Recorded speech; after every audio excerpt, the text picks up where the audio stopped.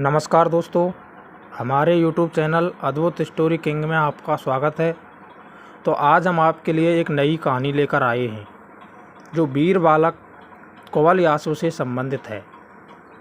तो बहुत समय पहले की बात है, एक परम प्रतापी राजा शत्रुजीत शासन करता था।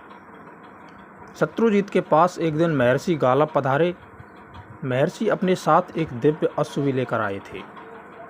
राजा ने महर्षि का विधिवत पूजन किया और जब पधारने का प्रयोजन पूछा तो महर्षि ने बताया कि एक दुष्ट राक्षस अपनी माया से सिंह, व्याघ्र, हाथी आदि वन्य पशुओं का रूप धारण करके आश्रम में बार बार आता है और आश्रम को नष्ट भ्रष्ट कर जाता है। यद्यपि उसे क्रोध करके भस्म कर सकते हैं, पर ऐसा करने से तो हमारी तपस्या का नाश हो जाएगा। हम लोग बड़े कष्ट से जो तप करते हैं उसके पुण्यों का नाश नहीं करना चाहते हैं। हमारे कलेश को देखकर इस कुवलय नामक घोड़े को सूर्यदेव ने हमारे पास भेजा है। यह बिना थके पूरी पृथ्वी की प्रदक्षिणा कर सकता है और आकाश, पाताल एवं जल में सर्वत्र इसकी गति है। देवताओं ने यह भी कहा है कि इस अश्व पर बैठकर आपके पुत्र ऋतध्वज उस असुर का वध कर सकते हैं।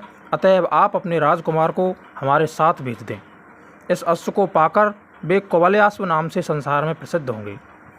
धर्मात्मा राजा ने मुनि की आज्ञा मानकर राजकुमार को मुनि के साथ जाने की आज्ञा दे दी। राजकुमार मुनि के साथ जाकर उनके आश्रम में निवास करने लगे। एक दिन जब मुनिगण संध्योपासना में लगे हुए थे, तब वह राक्षस सूगर का रूप धारण करके मुनियों को सताने वहां जा पहुंचा। उसे देखते ही वहां रहने वाले मुनियों के शिष्य हल्ला करने लगे तथा उसे देखकर सभी शिष्य घबरा गए। तब राजकुमार ऋतध्वज शीघ्र ही घोड़े पर सवार होकर उसके पीछे दौड़े। धनुष को खींचकर एक अर्धचंद्राकार बाण से उन्होंने असुर को बींध दिया। बाण से घायल होकर असुर प्राण बचाने के लिए इधर उधर भागा। तब राजकुमार भी उसके पीछे जाने लगे। वनों, पर्वतों, झाड़ियों में जहाँ भी वह राजकुमार के घोड़े ने उसका पीछा किया। अंत में बड़े वेग से दौड़ता हुआ वह राक्षस पृथ्वी के एक गड्ढे में कूद पड़ा। राजकुमार ने भी उस गड्ढे में घोड़ा फंदा दिया। वह पाताल में पहुंचने का मार्ग था। उस अंधकारपूर्ण मार्ग से राजकुमार पाताल पहुंच गए।